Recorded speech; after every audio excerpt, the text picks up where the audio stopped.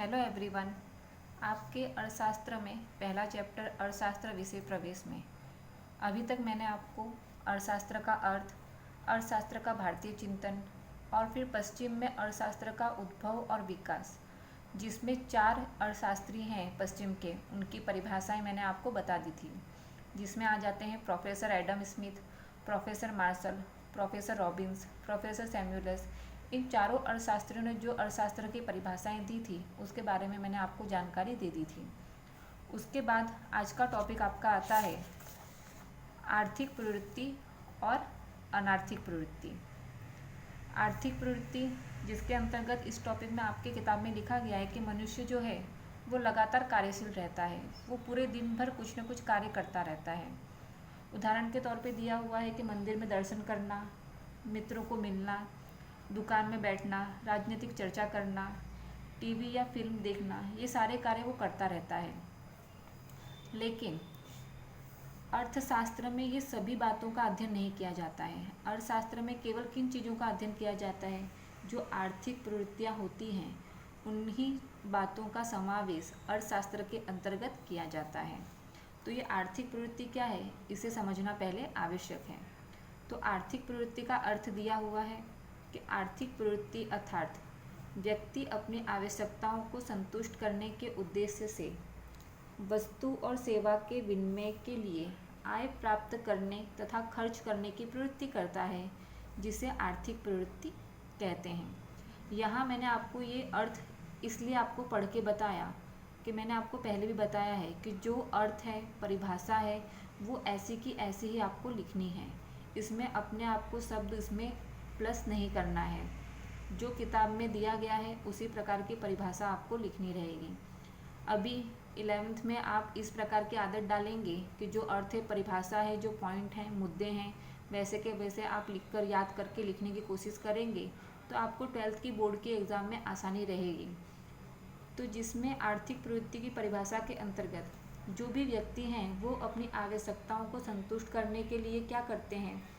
वस्तु और सेवा का विनिमय करते हैं, उसके लिए वो आय प्राप्त करते हैं या फिर खर्च करेंगे। उनको वस्तु या सेवा चाहिए व्यक्ति को, तो उसके लिए या तो वो पैसे कमाएगा या तो फिर खर्च करेगा।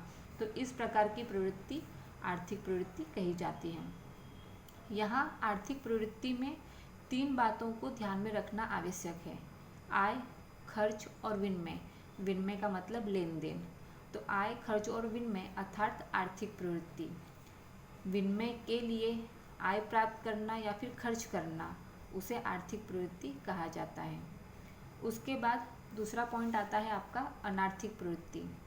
तो अनार्थिक प्रवृत्ति में जिस प्रवृत्ति का उद्देश्य आय प्राप्ति, खर्च करना या विनिमय करना न हो, बल्कि इसके अलावा अन्य प्रवृत्ति हो, तो उसे अनार्थिक प्रवृत्ति कहते हैं। अनार्थिक प्रवृत्ति में न आय प्राप्त की जाती है, न खर्च किया जाता है, न ही किसी भी प्रकार का वस्तु या सेवा का लेन देन होता है। तो उसके अलावा जो भी प्रवृत्ति होगी वो अनार्थिक प्रवृत्ति होगी। उदाहरण के तौर पे आपकी किताब में लिखा गया है दया, माया, प्रेम जैसी संवेदनाओं से प्रेरित प्रवृत्ति अनार्थिक प्रवृत्ति कहलाती है।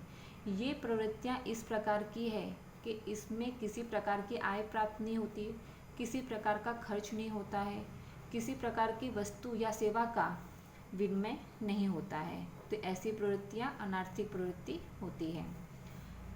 यहाँ आपको याद रखना है कि जिस प्रवृत्ति में केवल आय या खर्च हो और विनिमय न हो, तो वह प्रवृत्ति अनार्थिक प्रवृत्ति होती है। कि आय हो रहा हो मतलब कमाई हो रही है, पैसे आ रहे हैं, खर्च हो रहा है या तो फिर खर्च हो रहा है, लेकिन विनिमय नहीं हो रहा है, उसके बदले में किसी प्रकार की लेन देन नहीं हो रही है, तो वह प्रवृत्ति भी अनार्थिक प्रवृत्ति होती है। उदाहरण के तौर पे लिखा है कि दान देने की प्रवृत्ति। जब हम किसी संस्था में, मंदिर में दान देते हैं तो हम खर्च करते हैं, लेकिन वो खर्च करने के बदले में किसी प्रकार की वस्तु या सेवा का विनिमय नहीं होता है। हम दान देने के बदले में कुछ भी प्राप्त नहीं करते हैं, लेकिन खर्च तो हो ही रहा है। तो ऐसी प्रवृत्ति अनार्थिक प्रवृत्ति कही जाती है। तो यहाँ कुछ उदाहरण आपकी किताब में लिखे गए हैं आर्थिक प्रवृत्तियों के। होटल में खाना खाना, तो यहाँ पर खर्च करके आवश्यकता संतुष्ट कर रहे हैं। यहाँ हमको कोई वस्तु या वस्तुएं प्राप्त नहीं हो रही, लेकिन हमने होटल में खाना खाया है तो उससे हमारी आवश्यकता संतुष्ट हुई है, हमने पैसे खर्च किए हैं, तो इसलिए ये आर्थिक प्रवृत्ति है। सिनेमा घर में फिल्म देखना, इसमें किसी वस्तु या सेवा का विनिमय नहीं हो रहा है, लेकिन ये हमें मनोरंजन प्राप्त करने के लिए हम पिक्चर देखने जाते हैं सिनेमा थिएटर में, तो खर्च करके हम मनोरंजन प्राप्त करते हैं, तो ये भी आर्थिक प्रवृत्ति है। उसके बाद है खेत में मेहनत करना, तो जो भी किसान हैं वो श्रम करके उत्पादन करते हैं, वो आर्थिक प्रवृत्ति है। और साथ में पाठशाला में बच्चों को पढ़ा करके वेतन प्राप्त करना, तो सेवा दे करके आय प्राप्त करना। जो भी टीचर्स होते हैं, जो भी शिक्षक होते हैं, वो बच्चों को पढ़ाते हैं और उसके बदले में वो वेतन प्राप्त करते हैं, तो वो सेवा दे रहे हैं लेकिन उसके बदले में आय प्राप्त कर रहे हैं, तो ये आर्थिक प्रवृत्ति है। यहाँ पर आपको एक उदाहरण दिया गया है किसान का, कि कोई किसान है,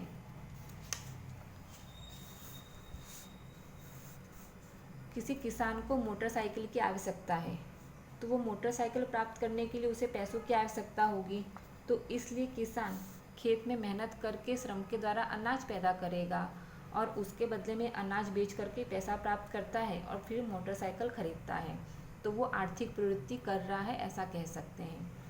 यहाँ पे विद्यार्थी मित्रों, आपके बारे में भी लिखा गया है कि आप शिक्षा प्राप्त कर रहे हैं, ये भी आर्थिक प्रवृत्ति कहलाती है। तो किस प्रकार कहलाती है? आप शिक्षा प्राप्त करते हैं, उसके बदले में आपको डिग्री प्राप्त होगी, डिग्री प्राप्त करने से आपको नौकरी मिलेगी और नौकरी प्राप्त करने के बाद आपको वेतन प्राप्त होगा। यानी कि अभी आप शिक्षा प्राप्त कर रहे हैं, तो ये कुछ उद्देश्य है कि आप आगे चल करके डिग्री प्राप्त करेंगे और बदले में वेतन प्राप्त करेंगे, तो ये भी आर्थिक प्रवृत्ति कहलाएगी। तो इस प्रकार आर्थिक प्रवृत्ति और अनार्थिक प्रवृत्ति के बीच अंतर आ सकता है। दोनों का अर्थ लिखने का, किन बातों का समावेश होता है, उस प्रकार के मुद्दे लिखने के। तो अभी आपको मैं इतना ही समझा रही हूँ, उसके बाद अगला टॉपिक अगले वीडियो में बताऊँगी।